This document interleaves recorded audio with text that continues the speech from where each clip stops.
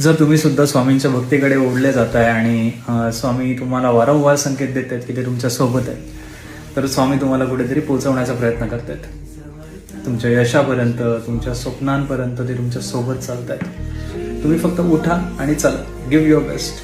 मग ती परीक्षा असो किंवा स्पर्धा किंवा बिझनेस किंवा नातं, तुम्ही फक्त उठायचं आणि स्वतःवर मेहनत करायची. कारण कितीही मोठं संकट आलं तरी स्वामींचा चेहरा तुम्हाला कधीच हार मानू देणार नाही. आणि संकट कितीही मोठं असलं तरी स्वामींचं नामस्मरण केल्यानंतर तुम्हाला पुढचा कसाही कोणत्याही परिस्थितीत मार्ग सापडतोच. कोणताही विचार करायचा नाही आहे की पास होईल की फेल होईल, चांगलं होईल की वाईट होईल. कारण बाहेरून हारलाच तरी चालेल, मनातून हारला नाही पाहिजे. तुमची श्रद्धा नाही हरली पाहिजे, तुमचा विश्वास नाही हरला पाहिजे.